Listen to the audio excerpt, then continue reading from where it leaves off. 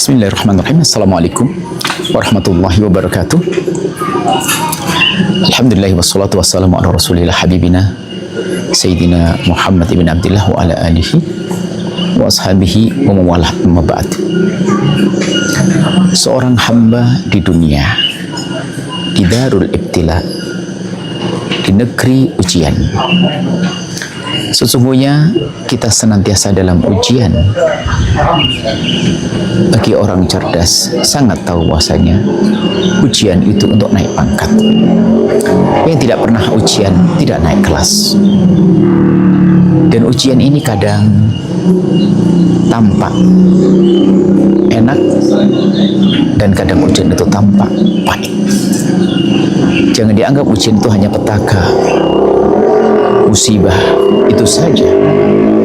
Tidak, bisa jadi ujian itu adalah bentuk kenikmatan karunia dari Allah Subhanahu wa taala.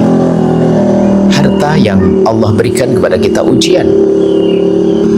Apakah ini bisa kita lewati ujian ini sehingga kita tidak terlena dengan harta tersebut, sehingga kita menjadi lupa kepada Allah, atau kita tetap sadar bahwasanya ini adalah ujian, harus aku gunakan sebaik-baiknya sehingga menjadilah orang yang dermawan, orang yang menggunakan hartanya untuk kebaikan dan seterusnya. Tahta pun juga ujian. Apakah kita sadar bahwasanya dengan tahta ini sesungguhnya Allah menguji sehingga kita menggunakan tahta tersebut untuk kebaikan umat, kemaslahatan umat yang buahnya adalah pahala nanti di akhirat. Ada juga ujian dalam bentuk musibah.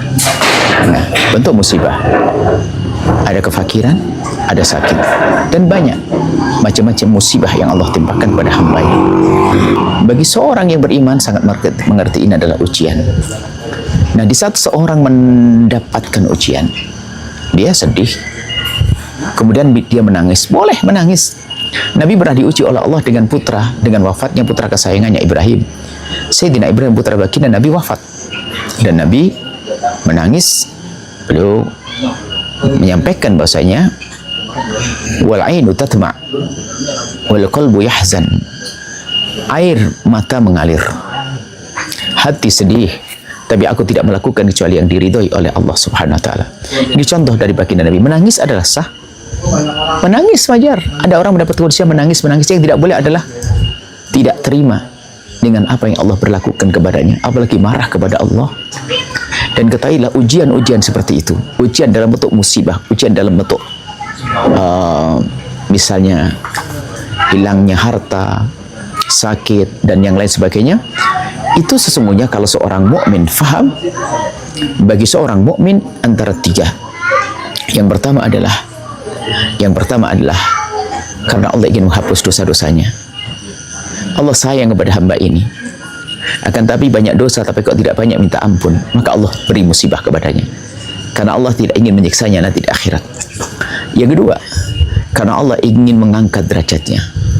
Artinya Allah menginginkan hamba ini pangkatnya tinggi, tapi kok masih kurang ibadah dan lain sebagainya. Maka Allah beri musibah agar naik pangkat dengan musibah. Ya. Yang ketiga adalah untuk penghapus dosa. Ada penghapus dosa, pengangkatan derajat. Ya, pengangkatan derajat.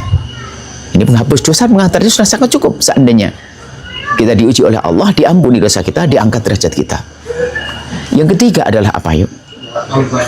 Kalau kita punya iman, Allah akan mempersiapkan pahala yang banyak dengan kesabarannya, yang tidak pakai hitungan. Kalau amal baik itu kadang disebutkan 10 kali lipat, 700 kali lipat. Tapi untuk kesabaran tidak. Ini sabar itu berlaku bagi siapa? Bagi orang yang diuji. Kalau tidak pakai ujian, nggak perlu pakai kesabaran. Maka ayo kembali kepada diri kita sendiri. Apapun yang Allah berlakukan kepada kita, itu adalah ujian. Yang diberi oleh Allah karunia, harta melimpah dan sebagainya, itu ujian. Hati-hati, jangan sampai kita gagal dengan ujian ini. Termasuk yang diuji dengan segala kekurangan. Ini kisah di dunia, secapek-capeknya di dunia, sebatas kehidupan kita.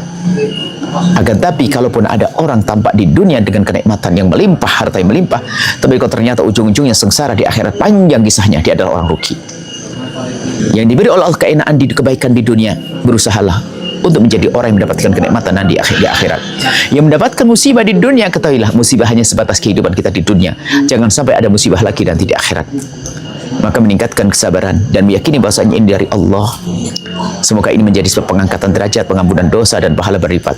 Pun demikian kita berusaha untuk menghindar, mengentaskan diri dari musibah tersebut adalah sah, berusaha.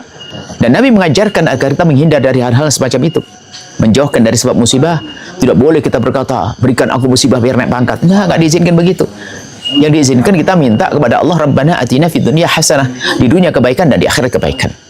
Ini saja. Semoga Allah mengangkat derajat kita. Jika Anda harus bersedih, menangis boleh. Tapi ingat, menangis karena musibah diperkenankan. Asalkan bukan dalam irama marah atau tidak terima dengan apa yang Allah perlakukan kepada kita. Masya Allah, semoga Allah mengangkat derajat kita semuanya, mengampuni kita semuanya, dan menyiapkan pahala yang lipat ganda di akhirat nanti. Yang diuji musibah dengan kenikmatan, semoga bisa mensyukurinya. Yang diuji Allah dengan musibah, semoga bisa tabah, dan semoga musibah itu segera diangkat. Wahaibukum fillah. Assalamualaikum warahmatullahi wabarakatuh.